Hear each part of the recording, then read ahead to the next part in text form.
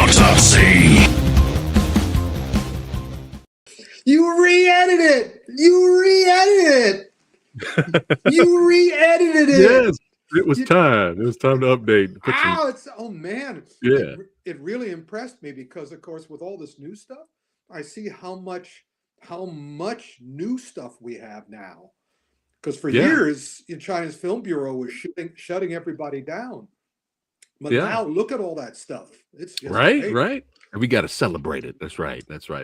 What is going on with your boy, President PhatSamuraiGuy, back again with another episode of the Action Film Autopsy, the 35th episode, at least here on the channel. Joining me, that's right, representing movies and metal. That's right, DJ Anubis. Welcome back to the channel, brother. Thank you very much. And you know him, you love him, Kung Fu Santa, Sifu Santa, Rick Myers, award-winning author. Welcome back, brother. It's always great to be here, especially with the new introduction. Yes, and I see you sporting. You're sporting something spiffy there. I should have kept it secret until later in the show. I should have done this the whole time, and then when we get to it, I suddenly go. I don't know. You would have been sore. Let me get my beard out of the way. Yeah, Other gonna be side. talking. Yeah, There you go. Anyway. Welcome back. And who do we have in the chat right now? What is going on? Jet Tiger, good to see you. Certified Badass channel member Jake Hall in the house. Good to see you. Nigel in the house. What's going down? Oh, there he is from the UK. Another badass channel member. Yeah. And this guy who's in the group with us right now. Brian Sanchez, what's going on, man? Good to see you. All the way from Albuquerque, New Mexico. It's vamp time. There you go. Geeky Andre, good to see you. Yes. Tuomas, good to see you. Yeah. Nice. To see what did he say? Queen of fucking what? What did he say? Everything is a brilliant show.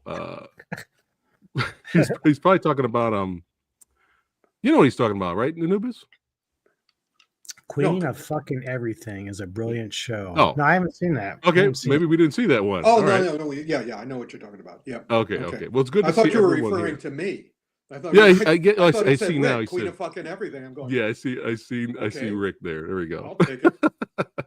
But it's good to see everyone here, and we have a plethora of things to discuss: movies, shows, the past, the present, and the future of a certain franchise. Did it! We're gonna get into that a little bit later. Hopefully, the master remaster of the commentary beast, Frank Jang, will join us later. Hopefully, he's a busy man. But we can go ahead and jump right into it. He has to do first 3 audio commentaries before he can come to us. Insane. Yeah. Insane, that man. How does he do it? I don't know. Up first, I saw the trailer for this, and I was like, ooh, this looks like a creature feature. You guys know I love my creature features. I don't know if it's any good, but let's go ahead and talk about it. The Gorge. Rick, Anubis, have you guys seen this? Yes, I've seen this. Okay. I have not, but with Anya in it, I want to see it. Right. Well, it sets the tone for this month's Action Film Autopsy. This is February. And it used to be January is where movies went to die. Right. Now, February is where movies are dropped into the gorge. Okay. And basically, it really does set the tone. All right. Because it's directed by Scott Dickerson, who did Doctor Strange, and he did Black Phone, and he did Sinister. So yeah, it's a creature feature.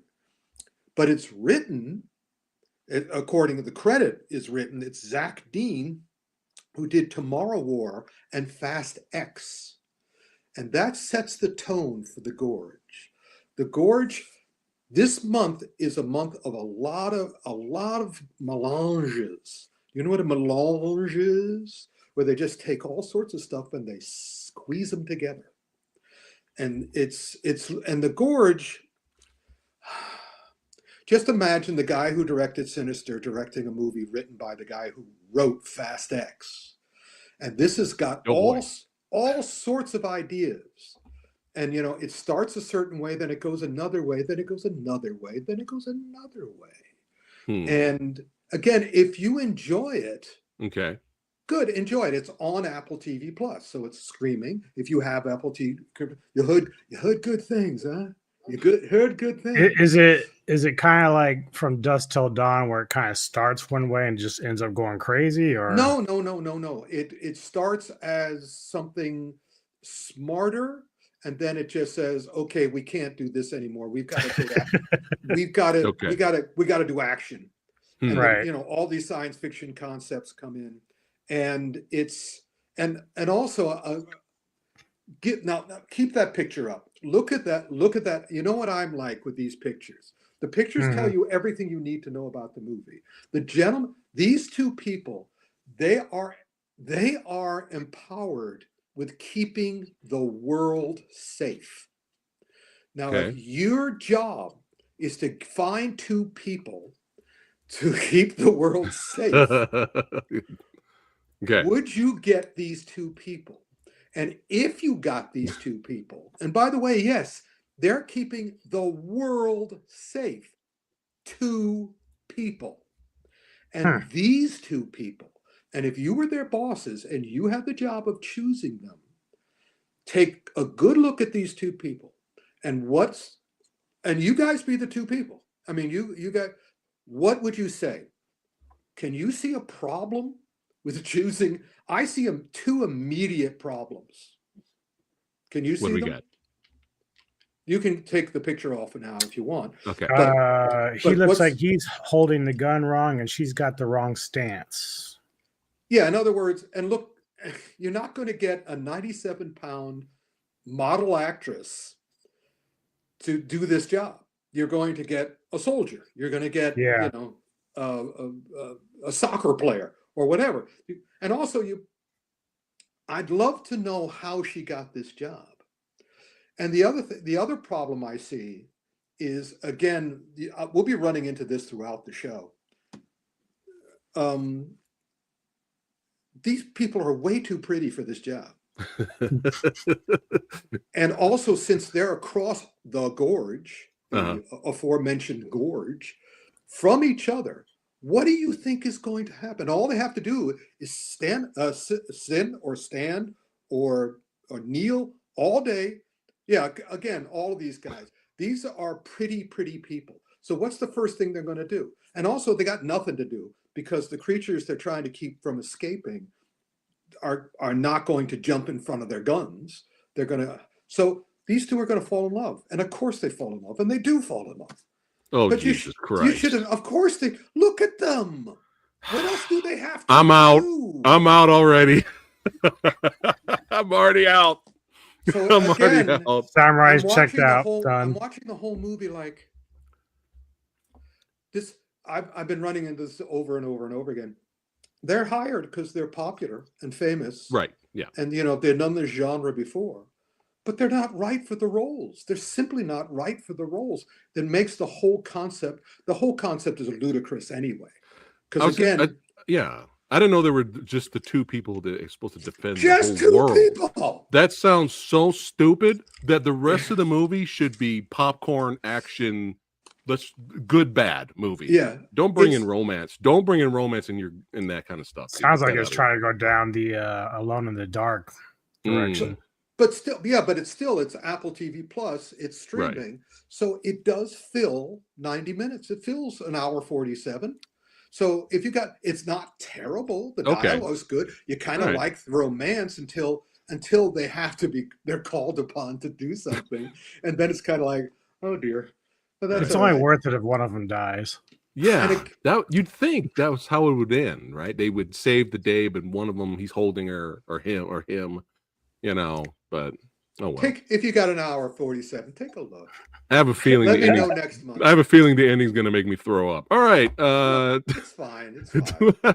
Oh, Rick said, "Queen of Fucking Everything" is a finished show. You mentioned. Briefly. Oh, that's right. Yeah. Okay, we're talking about Getaway. Okay. Yes. That's right. Great show. Anyway, but that's last month, man. All right. Brian enjoyed it. There you go. Brian liked the gorge. You did it. So there you go. He gorged on the gorge. All right, now we're talking. This is my shit. Now this is my shit. Mm-hmm. Reacher, son, let's go. Oh yes. Yeah. Angel talks too much.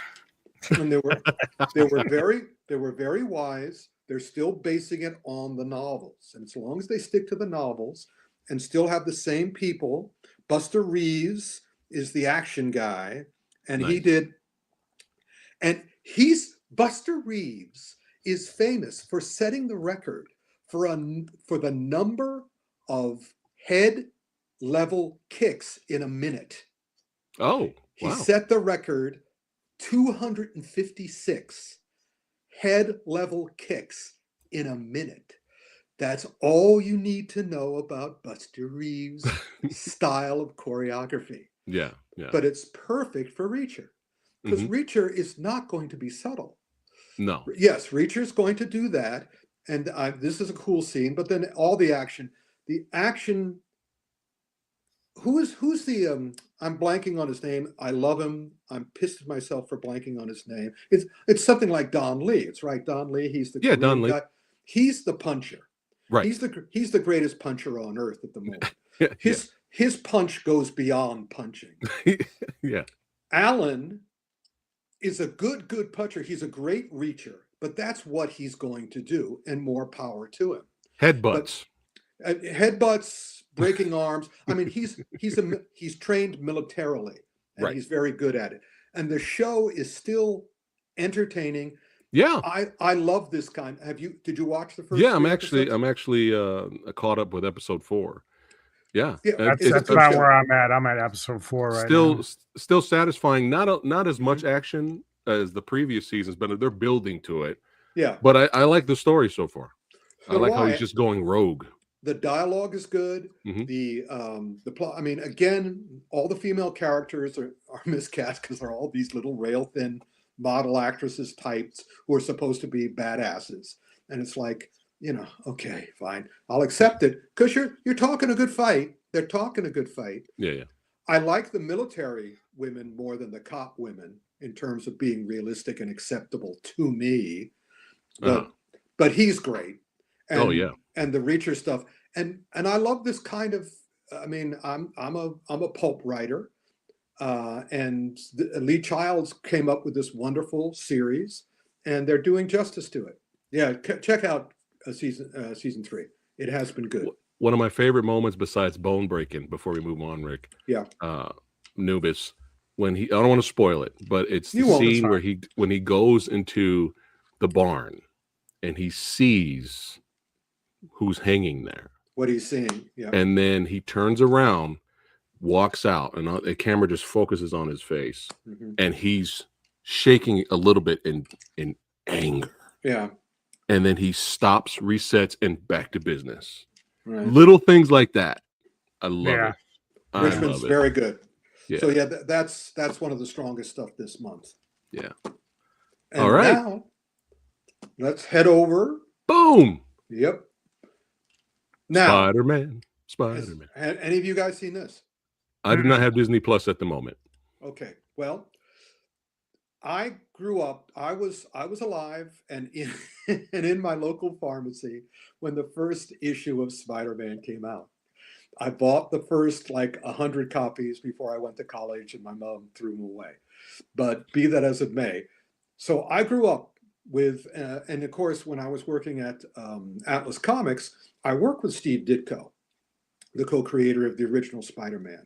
But and I really admire him. He can draw muscles better than anybody. But what he can't do is something that his follow-up, his successor, John Romita Sr., can do, and that is draw nice, pretty women, draw attractive women. Steve Ditko just couldn't do it. And I keep on hearing all these other pundits talking about this animated show, saying that it's based on Ditko's style. And I'm going, no, it is not.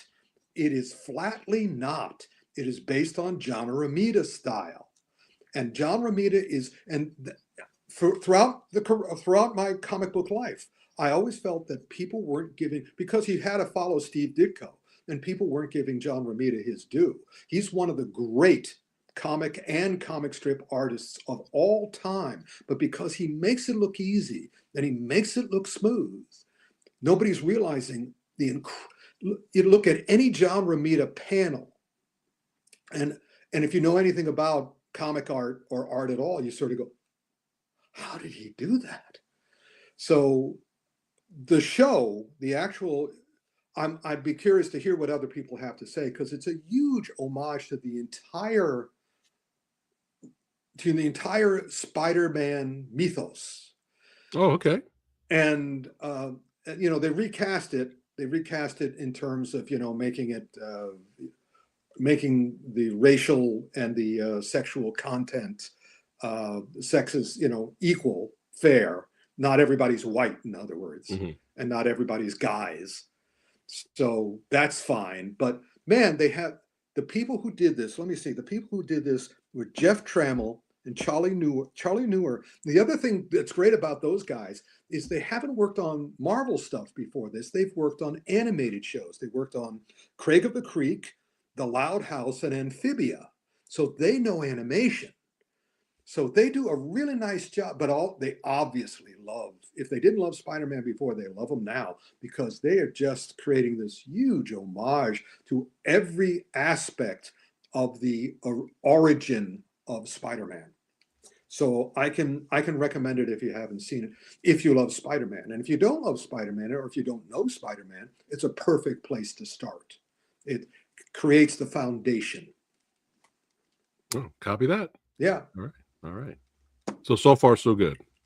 Yes. Are you more impressed with this than Batman Cape Crusader?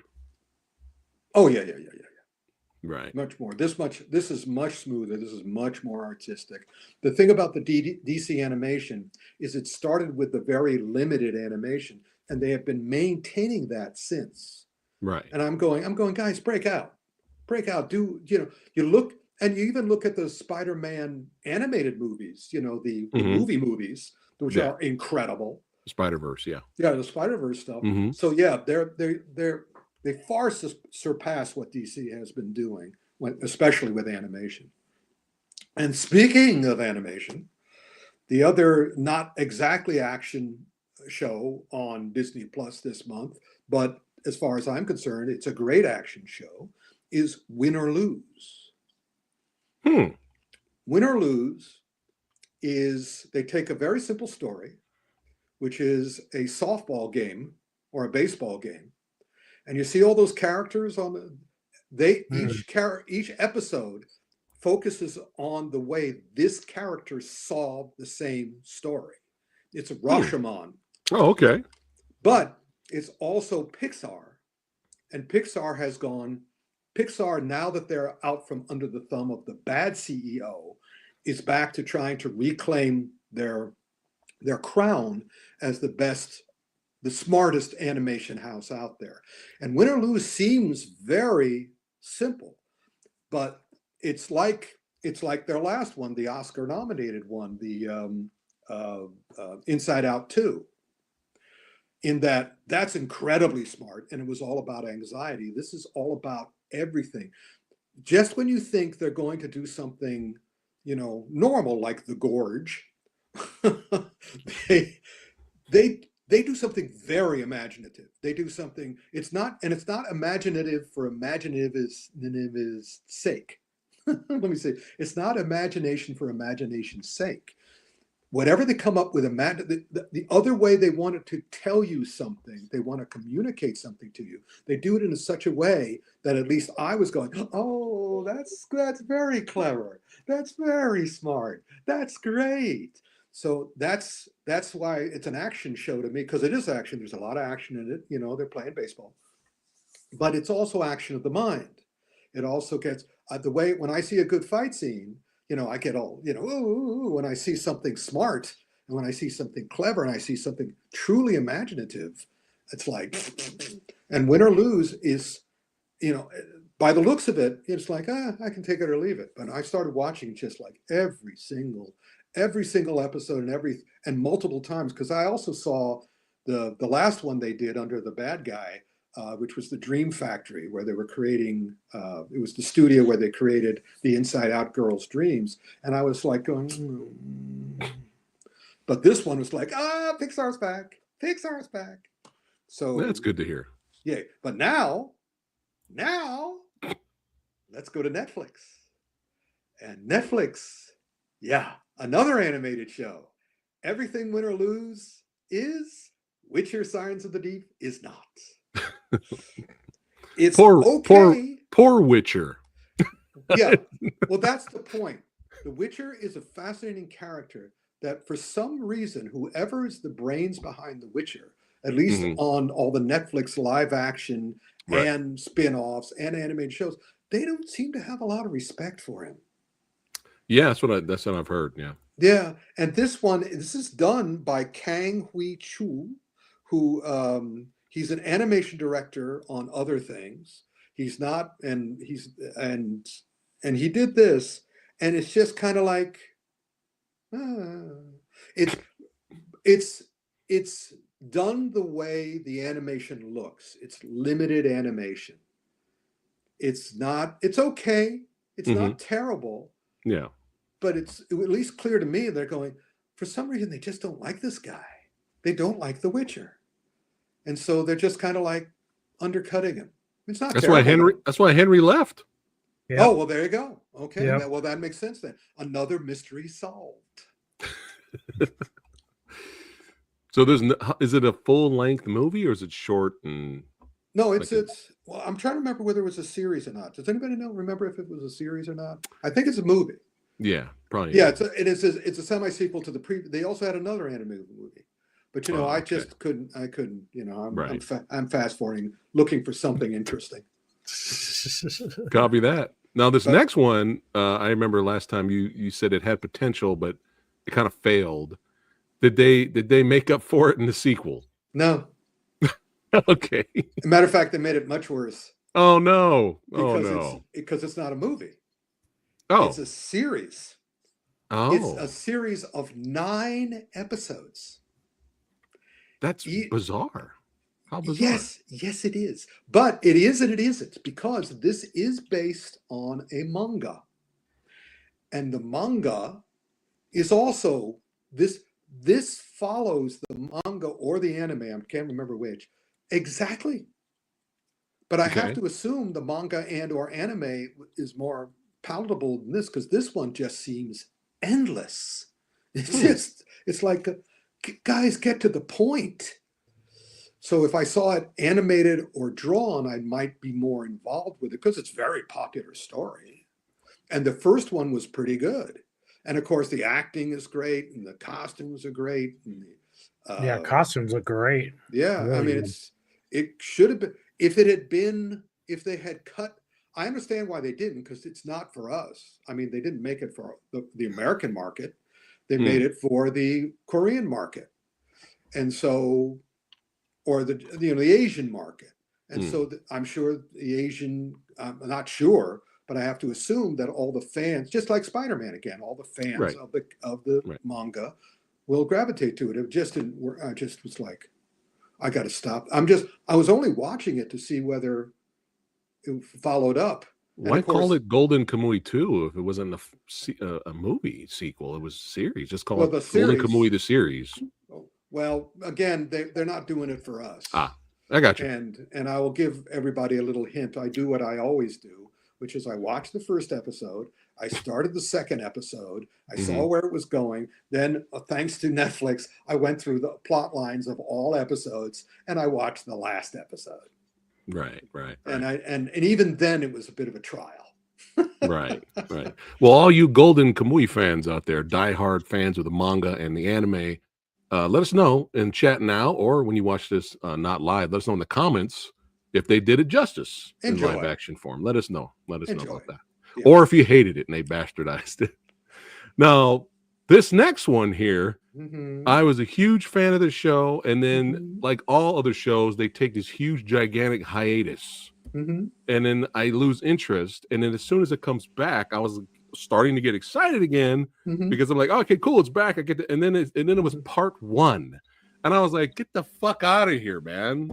And then I'm not going to come in for a couple episodes and then wait a couple of months or whatever for part 2 and all this garbage. But what I did hear, so I lost interest. I don't have Netflix right now. When I get Netflix again, I'll eventually go back to it. But I did hear and I'm interested to hear what you have to say, Rick.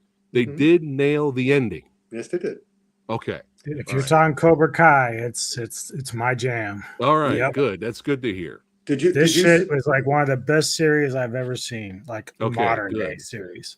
I mean, are you talking about the latest part of it, or are you talking about the whole thing? I like the whole thing. I No, there you love the go. whole thing. Yeah, there you go. Yeah. Yeah. See, the thing is, I've Phat.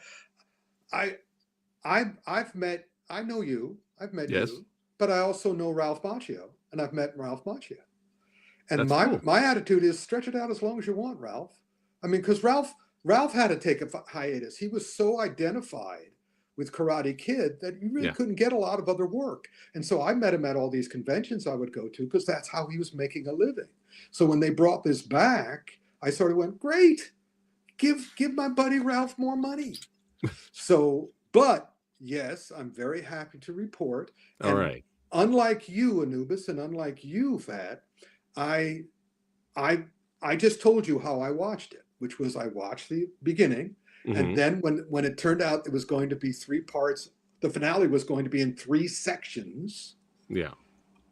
I went to the last one, and I watched the finale, which was like the last 3 episodes, and it was, the word for it is satisfying. All right. Good. They did a good job, and of course the action is what it's going to be because it's karate. Nice. Yeah, Push. and it was amazing. Yeah, very good. Yeah, he's right. I meant to ask you something. When did you talk to Ralph about that? Oh, years ago. Years ago. Okay. Years ago. I haven't been to a convention in years. But yeah, the last one. I have pictures of me. One of my, because he wouldn't do the crane. He wouldn't do it. And I said, tell you what. And I taught him some Tai Chi. Oh, okay. He did Tai Chi. I did the crane. Oh, So that's a great. Picture of Ralph doing Tai Chi and me doing crane. That's awesome. All right, that's good. At least when Anubis liked it, Rick liked it. That Yep. means most likely I will like it whenever I get back to it. You should. But I'm just like, I don't have time for this. But it sounds like it's worth my time. So I do have to ask Rick real quick on that. Did it? I mean, I know you said I don't know if you even saw the moment because you said you skipped over some stuff, but Oh yeah. Did you see the moment between Lawrence and Kreese? The last moments they had together in the series. I saw it, but I didn't, I just thought it was pretty moving. I really enjoyed that. Yeah. Oh, very much. Particular moment between those 2 guys. That was a really good moment for me. Yeah, it's a good show. I did hear, I heard a spoiler kind of thing. Yeah. So I'll ask both of you guys, how did you feel about what they did? And this is for people who haven't seen it. What they did with Miyagi. Did that work or was that terrible? Both. Okay. Okay. Do you agree with that? DJ? Yeah. Okay. All right. I figured. Really quick before we move on, are you looking forward to the Karate Kid movie with Jackie Chan and Ralph? Of course. Yep. Yeah. I mean, I've been friends with Jackie since 1979, and I love everything he does because he is like again, I'm blanking on the name, but there are certain guys who won't warp their martial arts for anybody or anything. Vincent Zhao won't do it.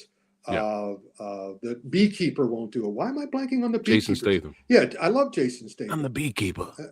And also he's a working man, which is next month. That trailer was off the hook. I just have to say. It's by the new Red Man one? It's the new. Probably. Okay, I haven't seen that one yet. It's by the same guy who did Beekeeper. It's David. It's Ayers again. So in any case, but anyway, those guys do not. The choreographers and the producers can come in and go, could you change it? And they go, no, I'm not going to change it.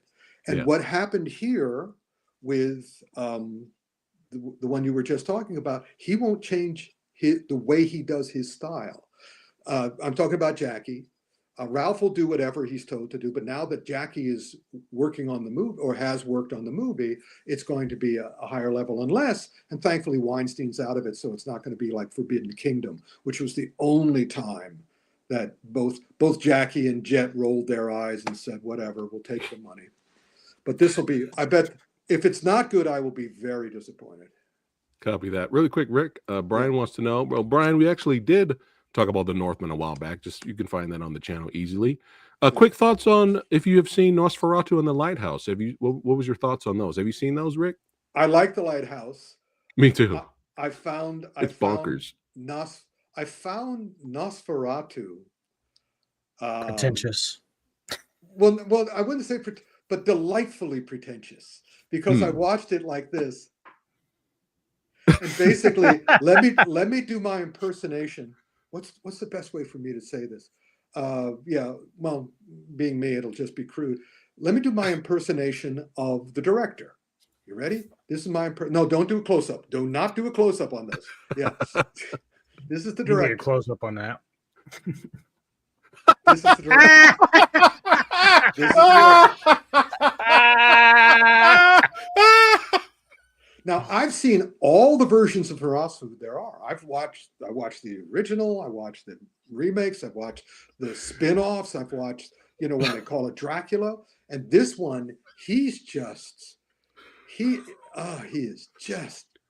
doing that as fast as he can. Every single scene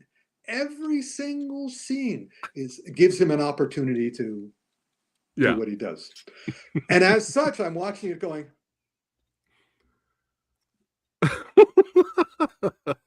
look at that. I mean, I loved for the same reason I loved Kubrick's movies, because Kubrick also would just lavish stuff, but Kubrick literally and figuratively wanted his viewers to go home and have sex. This guy only wanted to jack off. He didn't care whether we were satisfied at all, as long as he was satisfied. Yeah, there we go. And I also have to say that I was disappointed because he was so self-centered. Yeah. I was disappointed. The woman should have won. She should not have had to have sacrificed herself. She should have said, I know you're shit, Nosferatu. I'm taking you down. And she should have done it without having to sacrifice herself. Did that happen in the book? The book is Dracula. Right. Nosferatu was supposed to be the first film version of Dracula, but they couldn't get the rights to it, so they called it Nosferatu. Yeah. And sure enough, yes, the women survive at the end of Horror of Dracula, all the great Dracula movies. But here he sacrifices them, and it's like, oh, that sucks. Copy that. Great question, Brian. And I say to him, F you, director, except he's going, no, not F. It's the endings that Rick never likes. Yeah. He hates those endings. Oh God. Oh, we're just getting into it. All right. Next up, Demon City. There was an old anime called Demon City. Is this based on the anime? Based on a manga. Okay.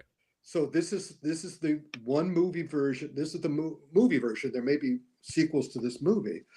And we have entered into the hoot section. All right. Of action film Autopsy. This movie is a hoot. It starts as a hoot. It continues as a hoot.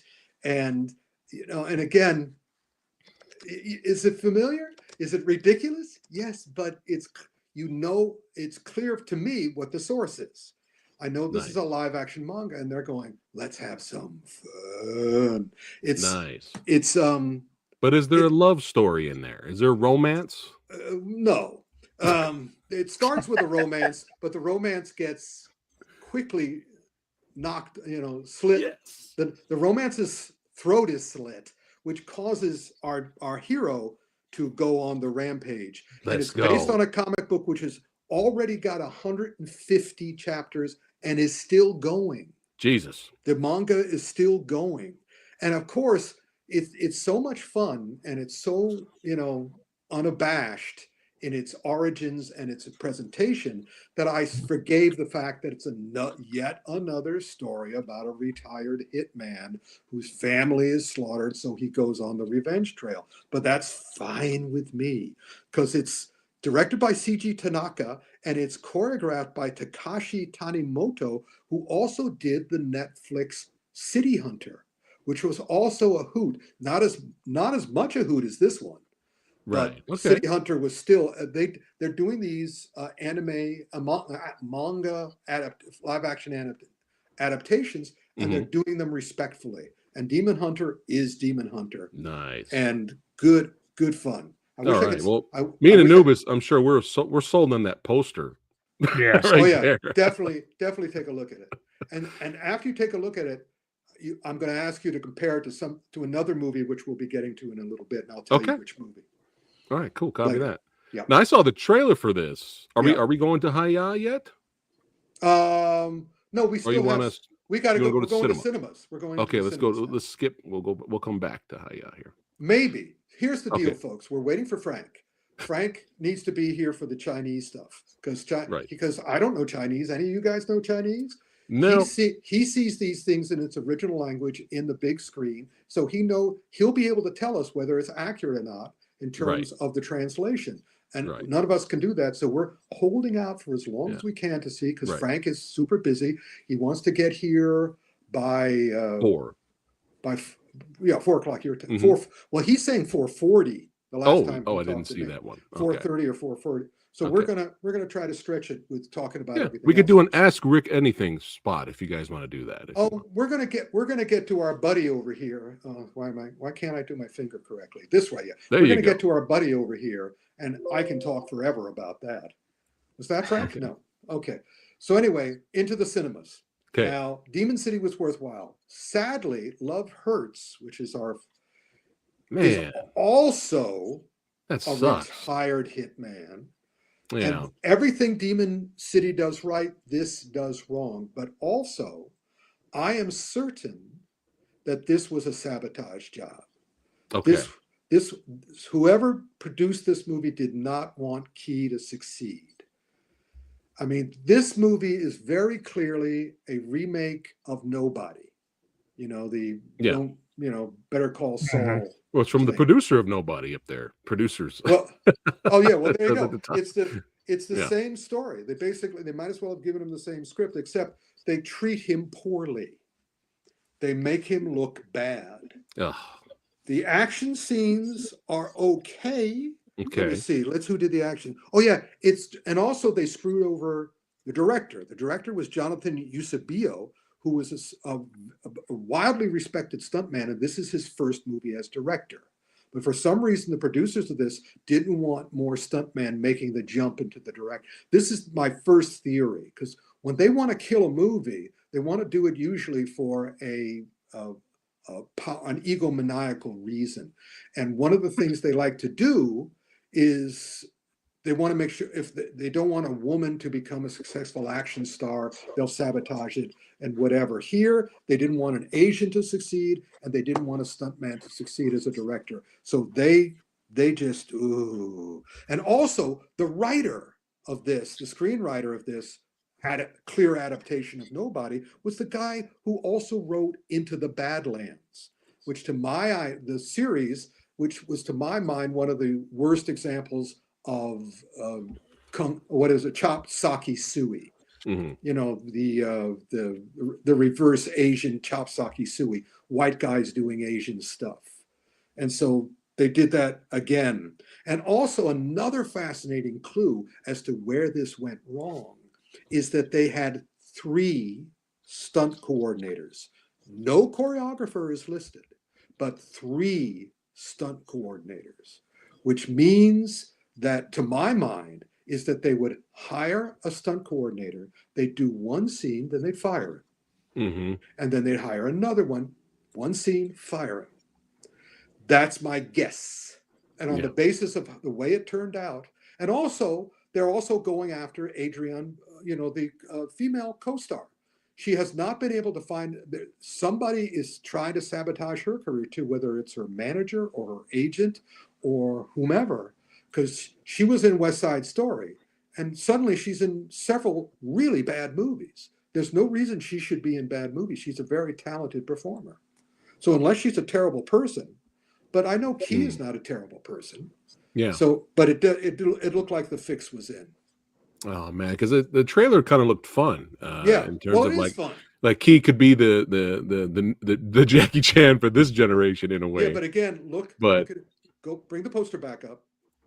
What do you notice? His face. Nope. No. Fist. Exactly. There's absolutely no reason that man should have fists, and especially bloody knuckled fists. Yeah. He should be much smarter than that. I already knew the fix was in when I saw that on the poster. I sort of, oh dear. Because, what it should have been, of course, if it were me, he'd be on the poster like this. He'd be like this. Yeah. With that wise face going, don't fuck with me. but no, instead, he's got to be the badass. He is not a badass. He's a smart ass. Yeah. It's like he's playing a Jackie Chan type of character. Except they're not letting him do it. Yeah, that's unfortunate. It is very I think Key will be okay, but it's still unfortunate. Yeah, and speaking of unfortunate, actually not that unfortunate. Okay. I heard, Rick, this was mid. It wasn't amazing. It wasn't terrible. But give us your thoughts on the sequel to Incredible Hulk 2008. Exactly.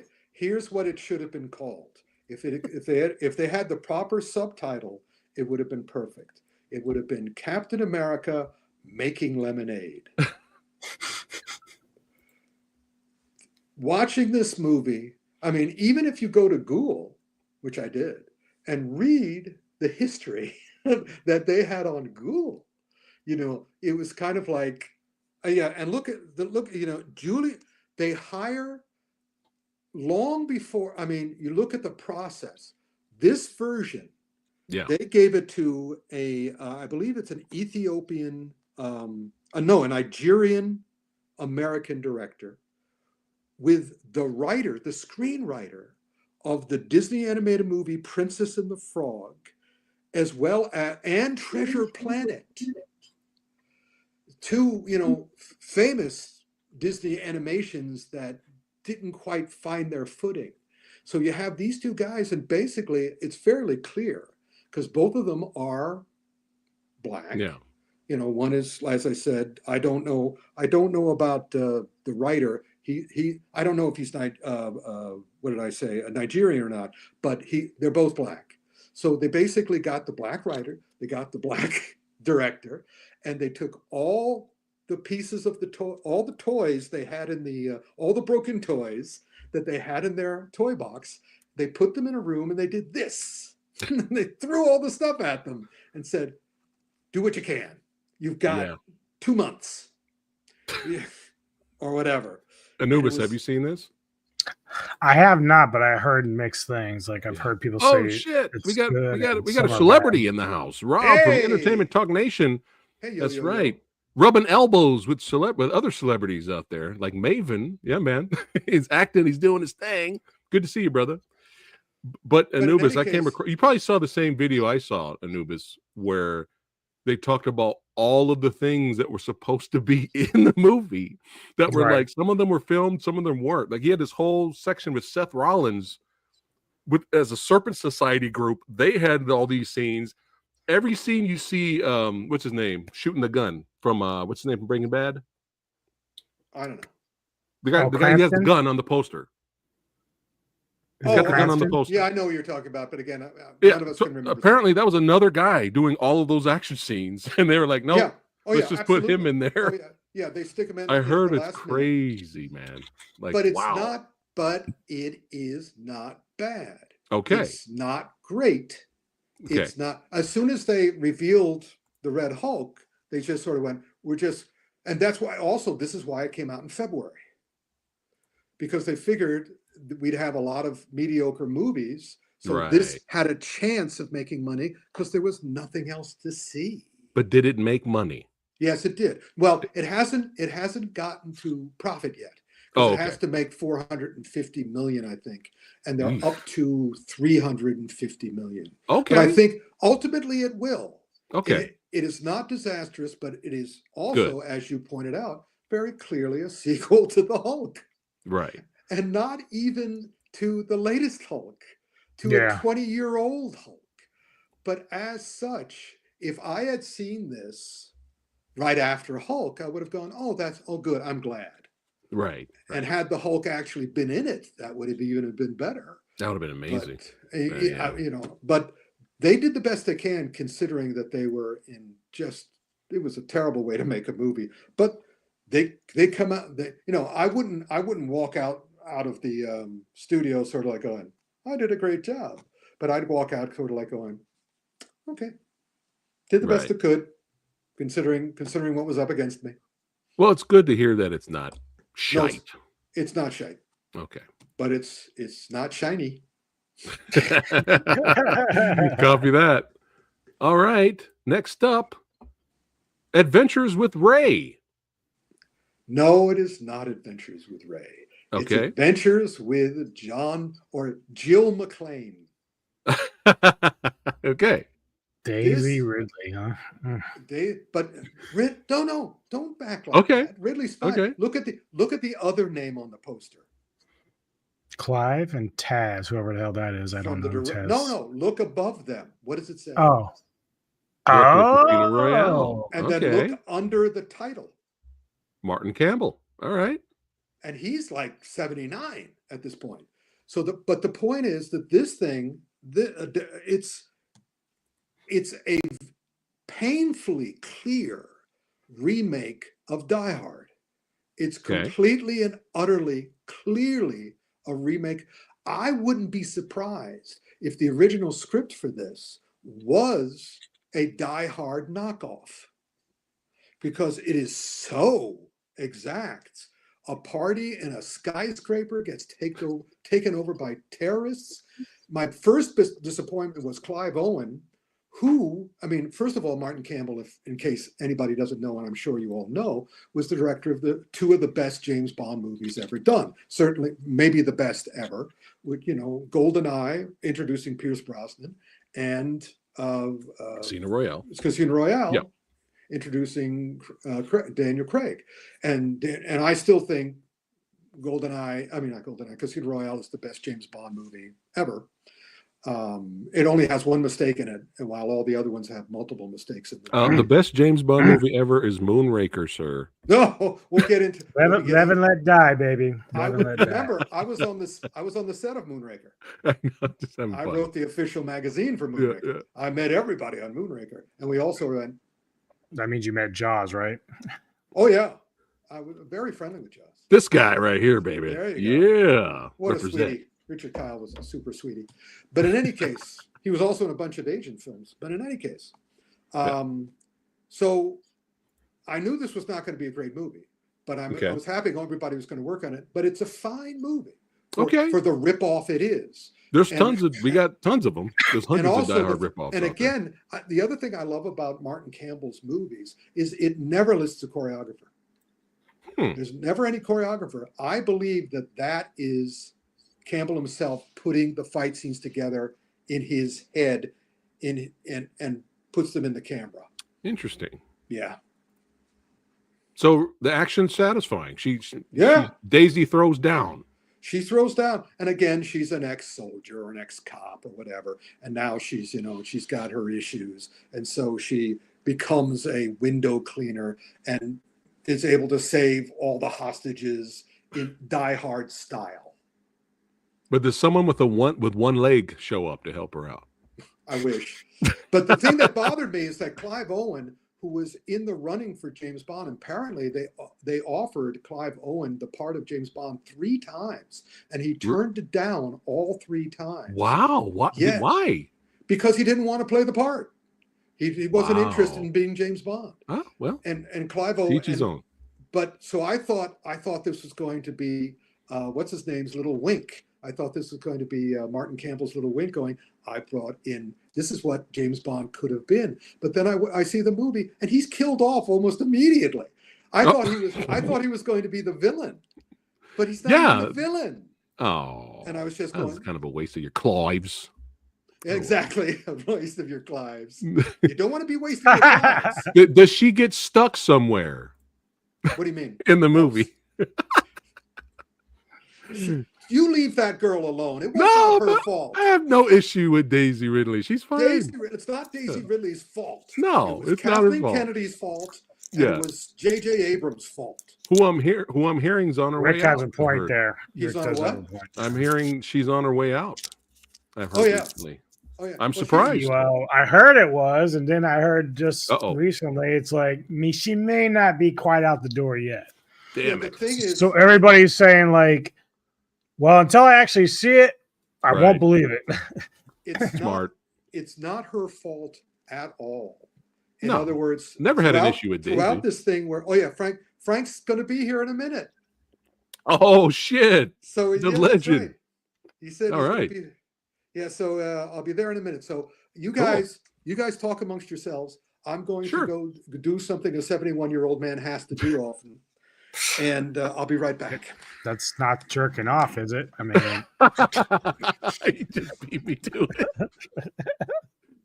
Anubis, how are you, sir? How are you, my good man? How you been? I have been, sir. Yes.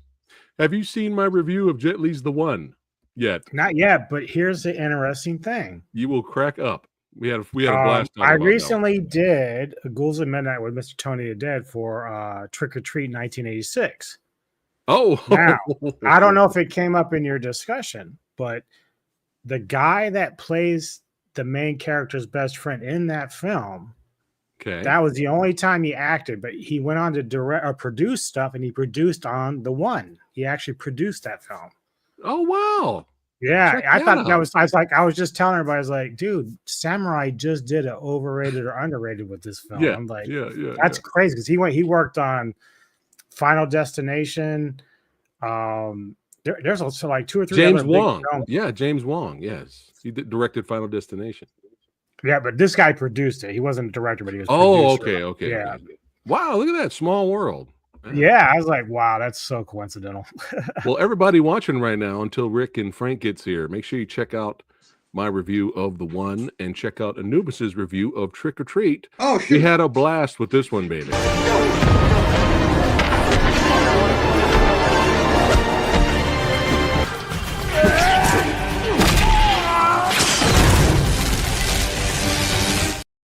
I thought Frank was going to be here by now. Shoot. No.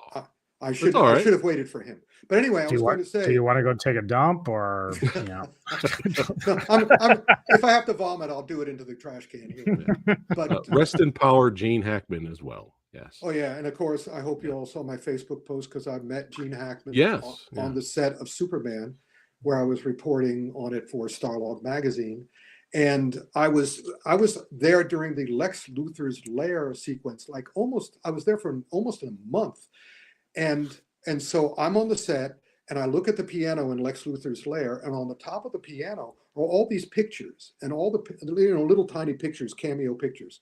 And all the pictures are of famous villains.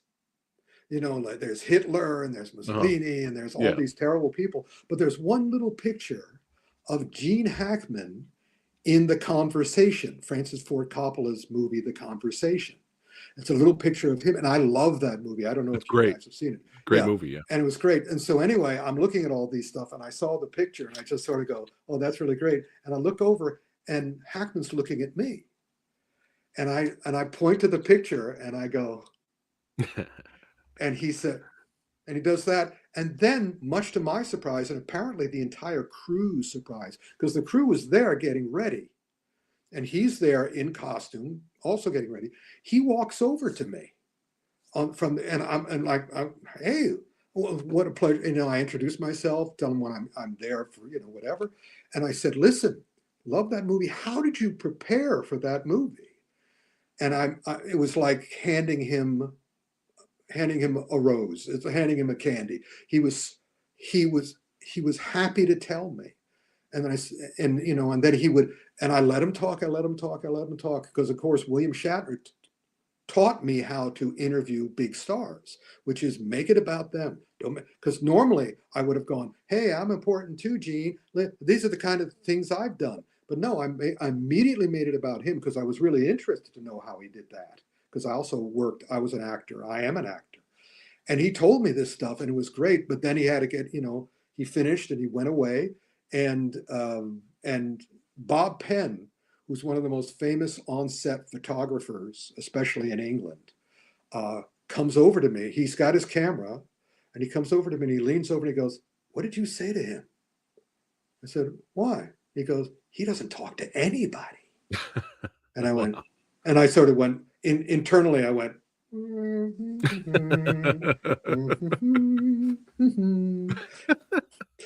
That's cool. By the way, the late Bob Penn, who's an awesome guy, he's one of, being on the Superman set me up because because it was being filmed. Superman was being filmed at Pinewood Studios, and the Fortress of Solitude was on the 007 stage, and so I met everybody on that movie. Also worked on all the James Bond movies. So whenever I had a question as to why this movie turned out this way and that movie turned out that way, I would check with them, and they would tell me all the rumors. Right. So anyway, so where the heck is Frank? I don't know. Frank, we need you. Because we don't want to. I don't want to go on. He said 5 minutes ago. It's on his. I'll be there in a minute. It says, "I'll be there in a minute." 5 minutes ago. Well, anybody have any questions for Rick? I will put it up on the screen here. We could do a little quick bootleg Ask Rick Anything. Anubis, you can ask questions as well. And also, if you have any questions. Just so you know, we're saving talking about 007 past, present, and future for the end. Yeah. Because if we get it now, we can start doing that if you guys don't want to ask me questions. And as soon as Frank shows up, then we can stop and go back. Well, we can just verify that Live and Let Die is the best Bond film. Once we get over that hump, we're good. Let's just jump right into it, Rick. Let's jump into the Bond. All right.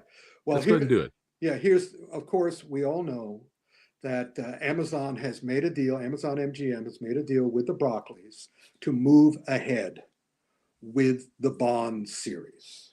And they are no longer, the Broccoli's are no longer involved at all? Well, no, they're involved. Okay. They're consultants. It's the daughter, right? The daughter and the son-in-law. Okay. Yeah. And the son-in-law, but that's okay. They're still involved, but they're not in control. Okay.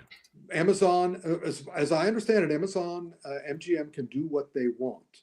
And as soon as I read that, I got very excited, because this is the only time I really can be very excited about this, because if Amazon does to them to Bond what it did to Lord of the Rings, right, then I'm pissed.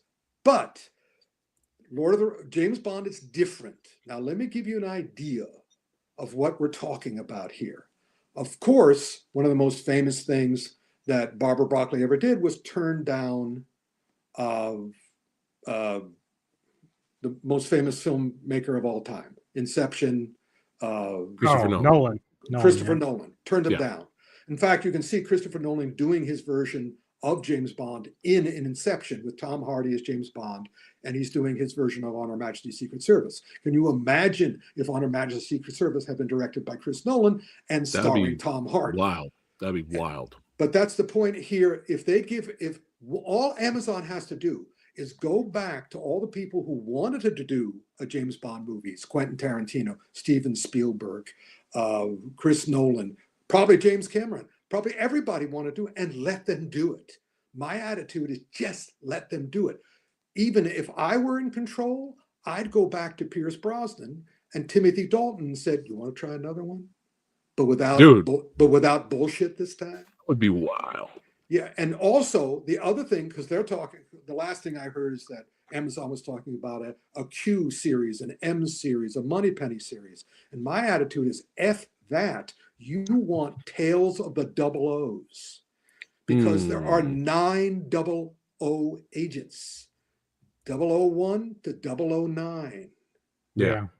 And if you're not, while you're waiting for Steven Spielberg to, and also I would give. Didn't they kill one in Autopsy? Wasn't one? They were constantly killing them. And remember them in No Time to Die. Bond, who left the Secret Service, they gave his denomination of 007 to the woman, to the black woman in that movie. Right. So the 00s they're Doctor Who. They get killed, a new one takes their place. But there are still 9 of them, and you can do tales of the 00s, so you don't have to do Bond all the time. And you do that because the other thing I would do is that once Spielberg says, yes, I'd like to, once Nolan says I'd like to. Who was the guy who was originally set to direct No Time to Die? The great Irish director. He had the job, but he left because he didn't want to do it with Craig. He wanted to do, but be that as it may, once they agreed to do the movie, my attitude is, as a producer, and I say this to Amazon, is go, let them do whatever they want. So are these Amazon Prime movies that will only be on Amazon Prime? Nobody knows. Okay. No, I doubt it. Given that it's Bond, they're going to make, they're going to, Danny Boyle. Thank you, Frank. Frank, where are you, Frank? Hey, there he is. There he is. About time. Hey, man. It was like 10 minutes ago. I'll be there in 1 minute. Yeah. I got tied up. Yeah. Hey, appreciate you being here, brother. You're looking very handsome as well. Look at this guy. Look at that haircut. Look at that. Yeah, baby. But anyway, let me just finish the point, then we'll go back to the Asian stuff, which is when the directors say, because they're going to be movies, because they're not going to lose that part, because they can do major motion pictures because there's fandom for that. There's Bond fans, but then they can bring it onto Amazon Prime. The television shows like for Q and Moneypenny, those could be on Prime, but I maintain they should do 00. But also, whenever the director agrees to do it, you let them do whatever they want, which means you cast your own Bond. You set your own Bond in whatever time era you want, because if Spielberg's doing it, it'll be a Spielberg film. So it'll be Spielberg's Bond. You cannot tell me that's not going to be a huge event. And then Nolan gets to do his, but he doesn't have to do the same actor. Quentin Tarantino can do a different thing. Can you imagine? Wild, man. That would go on for a decade at least. Right. Yeah. We might even get an Idris Elba finally. Yeah, and sure. And again, it would be huge. Yeah. Or even better, if they didn't want to do that, Idris could play one of the other 00s. Yeah. In his own movie. Yeah. So just make it exciting, guys. Don't undercut. Don't try to make it the same. Make it each one of these things special. And the thing I would love to do, and I know they're not going to do it, but maybe Nolan might do this if they truly love this stuff and feel the way I feel.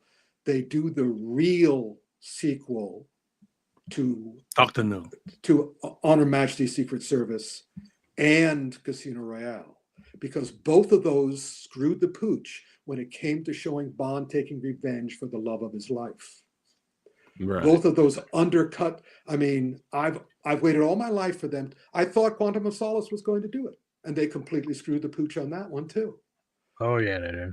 So it would be wonderful to have they don't have to call it Honor Majesty's Secret Service. They don't have to call it Quantum of Solace, but an actual sequel to show what, and also the real story of what Quantum was going to do before the strike was that Goran Viznik, who was up for the part of Bond, he was on ER. He was supposed to be cast as the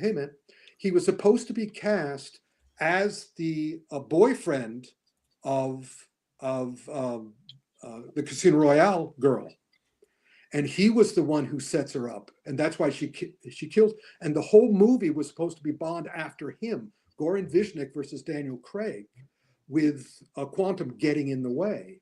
But then they decided, again, because the script wasn't finished, that they just had to make it up as they go along. So Viznik was out. But anyway, enough about Bond. We'll come back to Bond. Really quick before we go to Frank's picks or thoughts. Yeah. Frank, really quick, your thoughts on this whole James Bond Amazon Prime. I'm not optimistic, to be honest with you. Okay. Yeah. Neither am I. I mean, look what they did to Lord of the Rings. Well, that's what I just said before you went. Copy that. But let's go to a happier thing. Frank, did you Here we go. Did you see Desperado? No, I did not see Desperado, no. I recommend all you guys see Desperado. Do you recognize the guy, Frank? Who's the guy? Oh, wait. No, I don't recognize the guy. I don't know who he is. It's Bruce Lee, Frank. It's Bruce Lee. It's Danny Kwok. Yeah. Danny Kwok. Danny Kwok, yeah. Yeah. And this guy. I was sold with the trailer. Yeah. Sold. Desperado is just like Demon City. It's the Chinese Demon City. It has this awesome, ridiculous, absurd, thrilling opening. Then it goes crazy. And because he gets revenge in the first, in other words, even though his family is killed and stuff, he takes care of the problem. The opening sequence is him taking care of the problem. But then the first big surprise of many big surprises is the fact that they arrest him for it, because he's killing, like everybody. And so they just so he goes to jail. And when he comes out, he doesn't want to do that anymore. And the way he disguises himself, because again, he looks like Bruce Lee, is he becomes a professional clown for children's parties. And it's the same sort of plot, but this thing is crazy. It's Siyu Cheng, who did Fist of Fury's Soul, and Wang Wei is the action, who did the action stuff. He also did Monster Hunt. And it's just great to see the guy, because he was typecast as playing Bruce Lee in, I didn't even know he played the villain in Kung Fu Hustle too. So I'm very happy. I'm very happy. I'm very happy he got this movie. It's a hoot. It's an example of just how crazed the streaming movies are getting in China now. Mm-hmm. But now, the next question we have for you, Frank, did you see Operation Hadal? No, I did not. It came out today. Okay. Now, Rick, my big question is, yes, because me and Eric, the Asian movie enthusiast, we reviewed Operation Mekong and Operation Red Sea. Right. I enjoy both, but Operation Red Sea is fucking dope. I love Operation Red Sea. It's one of the best action movies I've ever seen. So then I heard that we're not going to get a third one. I think you told me the reasons why back in the day, why we weren't getting a third one. Is this an official part of his series? Yes. Yes. No way. Yes. This no fucking way. Everything. Yes. I was going to say at the beginning of the Asian section, the stuff I've been complaining about all these years about how the Chinese Film Bureau is just killing the industry. Yeah. Yes, that's true, Brian. But the point is now, I don't know what's happened. I'm beginning to do my research as to what happened, but they're letting stuff go. Yes. I understood with the prosecutor, again, all the villains are Hong Kong, so I understood all that, but still they let him do what he wanted to do. Unlike Wu Jing. They didn't let Wu Jing do what he wanted to do, but that was a couple of years ago. But now they're free. Yes, Operation Hadal is the third in the Mekong Red Sea section. And is it legit? Again, in terms of action, is the action satisfying? Did you see the other picture? Do you have the other picture from Hadal that I also put up? This one? This tells you all you need to know about this movie. Sweet. Because what they're doing here, and the other reason why I understand why the Chinese, given the way the world is in Russia and America now, the Chinese are using their cinema to make something clear to the rest of the world. It's four words. Can you think of what those 4 words are? Let's fucking go. No. First word is don't. Don't fuck with us. Exactly. Do not fuck with us. Look at what we can do. The Operation Hadal is about the classic tale of a bunch, based on a true story. Well, I don't know if it's based on a true story. Based on a bunch of terrorists take over a Chinese ship, and the Chinese Navy is sent over. Guess what? The Chinese Navy is really good at what it does. Yeah. It's a thrilling movie. Yeah. Oh, I'm so excited. And again, things are blowing up and the guy's just going, it's like the guy's yelling at the explosion. Do your worst. Well, like I said, is that all you got? He's like the Michael Bay of China or Hong Kong. Well, no, he's much better than Michael Bay of China. He's much better than that. Operation Red Sea. If no one has seen Operation Red Sea, watch Operation Red Sea right now. Watch them all. They're all good. Yeah. But now we can talk about something I know you've seen, Frank. Okay. Notch Out 2. Notch Out 2, yes. Let's go, baby. Okay. I enjoyed the first one. I love the first one. I thought this one is not quite at that level. No, but the animation is great. The action sequences are fantastic. Story is kind of meh, yeah, and there's quite a bit of the China, like the melodrama stuff that you often see in China films, with the parent stuff and all that. I don't know what to say, but I just thought the first one was a better film. I mean, this is definitely worth seeing. This was definitely worth seeing. You're absolutely right, Frank. The first one was better, but of course, they didn't make this one for us. Exactly. That was what I was to say. Yeah. It felt very much like a film intended for mainland Chinese audience. You can sense that there are quite a bit of anti-American sentiment there. You can feel a lot of some of the. Although I'm quite surprised that they will let something like, I don't like, there's a famous line in the film. I mean, but there's a line in the film that kind of became famous now is like, my destiny is not controlled by you. So, which kind of implied to the Chinese audience is that this is kind of like a dig at the CCP. It's basically the young folks saying, you don't dictate what I do, or you don't dictate my fate. That's one reason why this film is so popular. Okay. Yeah.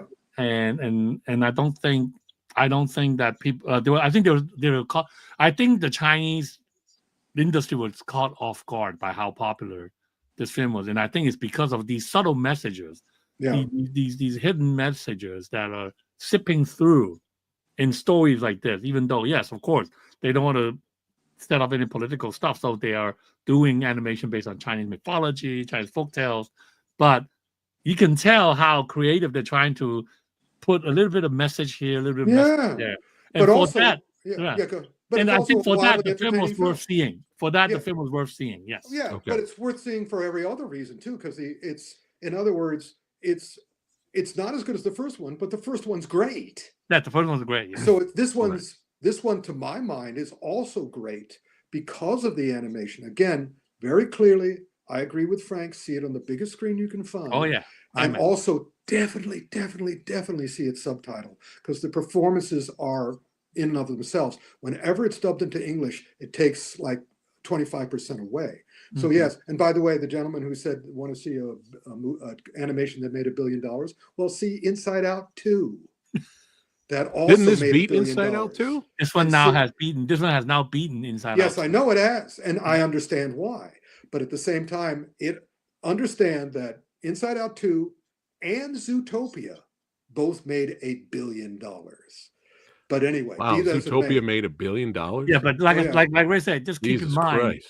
Yeah, you will see elements. It's a great movie. It's a good movie. It's a great movie. First one was a greater, but that's true. Yeah, I just want to say, for Westerners to see this film, you just have to watch out for elements because like we mentioned, this film was not made with Western audiences in mind. I don't think that's going to be much of a problem, Frank, because I think they're going to be dazzled by the animation. Yeah. Okay. The animation is dazzling. Yeah, it's just great. And the movement is just, even when they're not fighting, just the movement itself just thrilled me in the first one. Just go on YouTube, watch all the trailers. So I'm assuming there'll be a 3. Well, we'll see. Again, we'll see. You never. We don't know. In other words, China can giveth, China can taketh away. Right. Yeah. So cool. We'll see. Let's just be happy for what we have while we have it. Speaking of that, Frank, your move, Creation of the Gods 2.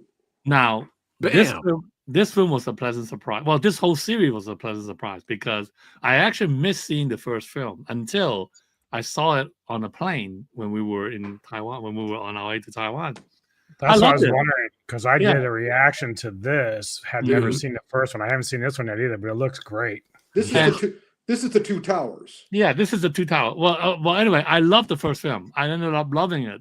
I thought, wow, this is kind of like the opposite of Nezha 2, because I felt the filmmaker was using a very Western technique, both in terms of narrative and effects and visuals, to tell a very Chinese story. Very Chinese story. And it was great. It was fantastic. And like you said, this was the Two Towers of this trilogy.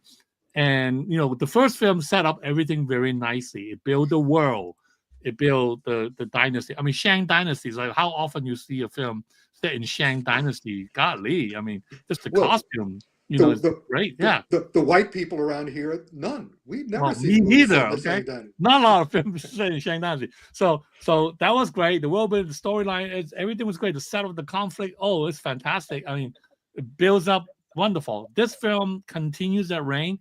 in terms of story, it may not be as tight as the first film because, again, people are set up. It's the middle section. It's in motion. So this film feels a little bit more episodic, and also the focus is on that main relationship between the weaker brother and the girl. The girl, fantastic, by the way. That's a great. I mean, the female warrior general. Oh my God, great discovery. But again, the effects are wonderful. Story is great.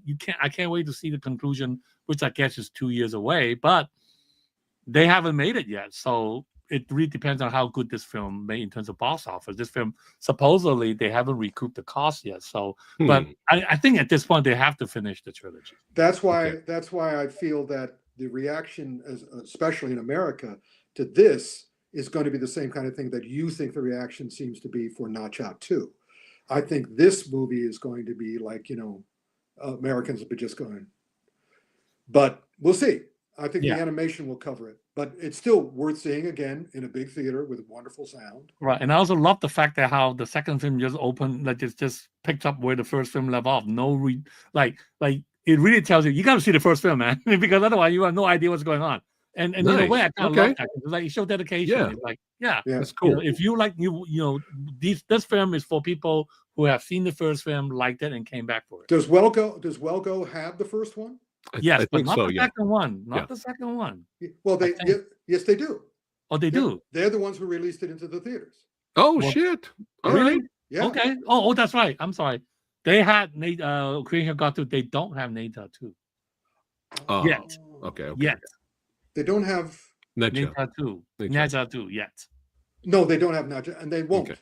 They won't. It's already been. They'll never. They may get it on the screen if they talk to the guys who've. Sony is distributing it in America. Nezha 2, really? Yeah. Oh, I didn't know that. You can see it on the posters. Okay. Well, Sony also distributed Legend of the Condors. That's right. That's right. So, did you see it? Oh yeah, that's great. Cover. I love that cover. That is all sweet. I can say is Choi Hart still got it. That's all. All right. Yeah, it's directed by Choi Hart. Yeah. All right. I mean, if you don't even look again, this film will be punishing for people who are not familiar with the story of the character because he just throw them at you at the very beginning. Look, this film only adapted the last 6 chapters of the whole novel, but right off the bat, he's already introducing characters from the previous 3 or 4 chapters. Not a lot, just a few, but enough that if you don't know the story, you don't know the characters, like who the hell are these people? Like why are they in this relationship? Blah blah blah. But the way he tells that story, very, very good. Especially the 2 main characters, Gok Ting, Wong Yong, right? So for those of us who know the story from as a kid, reading the novels, watching TV series, this is great. And it's a totally different way of interpreting the story and the characters. And he still got it. I mean, the effects are wonderful, especially the Taming Dragon 18-pound stuff is like Marvel level. Yeah, reportedly, he was very happy about that they gave him the money to do what he wanted to do. He spent a year on the effects, post-production. Oh, wow. Mm-hmm. Nice. And he's the guy who introduced effects into Hong Kong cinema. Yeah, he's the guy who brought the Star Wars people to Hong Kong for Sioux Warrior. So, but yeah, the fights here are great. The scale is wonderful. Mm-hmm. It's very authentic. It's like, there are long scenes set in Mongolia because by the point in this novel, our main character has kind of went back to Mongolia because the main character was actually brought up by Genghis Khan. So he went back to see Genghis Khan and all that stuff. They all spoke Mongolian. Yeah. Like not Mandarin, man, not even Mandarin. Mongolian. They were all speaking true Mongolian language. It's like, oh my God, talk about authenticity. Wow. He went all out. All the actors have to know how to speak Mongolian. Also, amazing. All American viewers to go to see this understand that Choi Hart did not make it for you. Again, right. Yeah. Did not make it for us. Right. Well, Frank, all we need to know is who's good and who's bad. And we'll be fine. I mean, well, Tony Leung is bad. Tony Leung. No, I mean, like in the movie, the characters. That's all we need to know. Tony Leung is the bad guy. That's it. I'm just saying, when we watch the movie, that's all we really need to know. Tony Leung is the bad guy. Who's bad? That's the young people are the good guys. Yeah. 2 girls and a guy. The 2 young girls. Yeah. And the young guy are the good guys. That's all you need to know. Cool. There all you right. Go. Well, now that we're through that section. The other thing let's get back to Bond. The other thing I really wanted to do for Bond is I wanted to finally give Michelle Yeoh her own movie in the Bond series. She was Wai-Lin in Tomorrow Never Dies. So she should have her own movie. In fact, she should have her own series. So I'm just nerding out right now. I'm just Bond nerding out. Okay, there you go.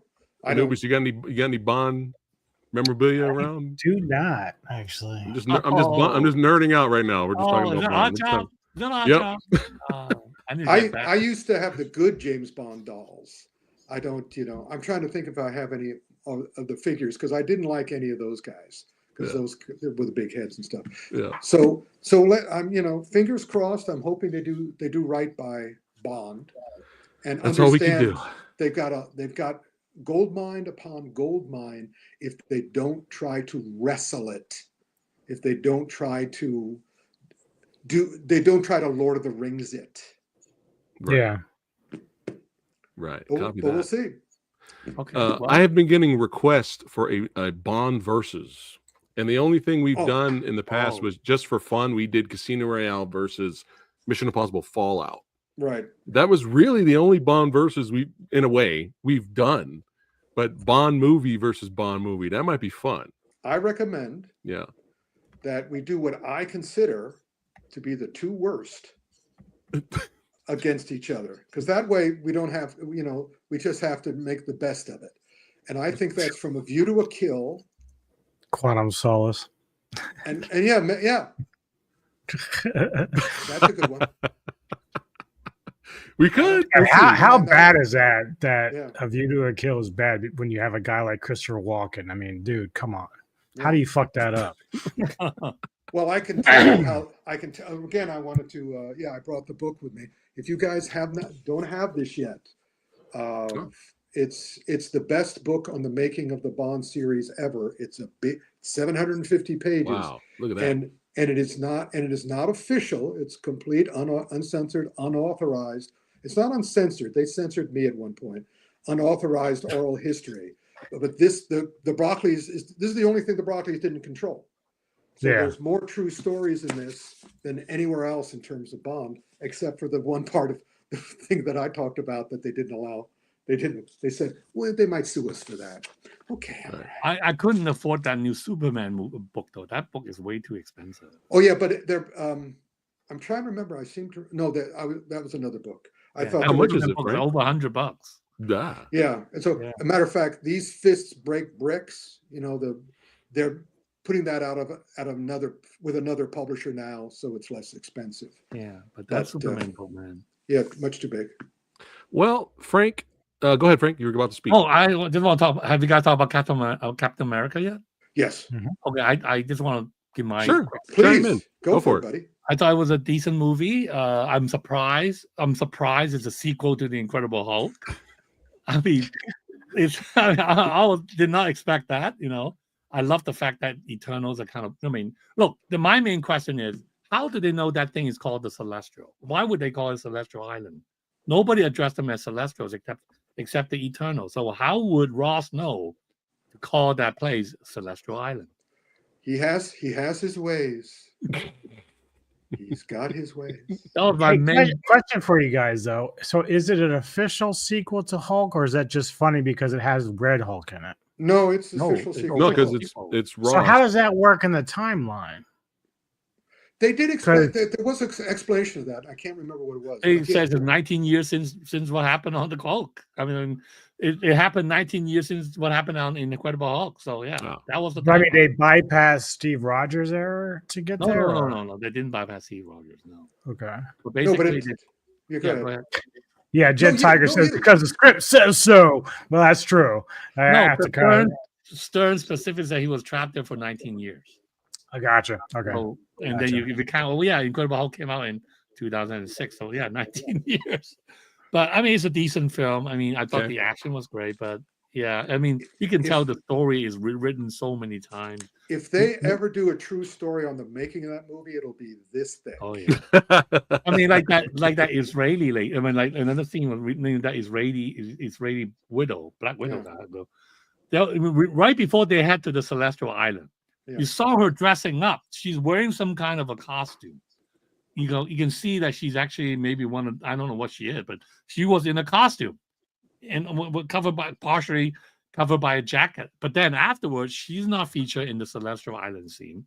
And then when we saw her again, she's back to her regular suit. It's like there must be some rearrangement there.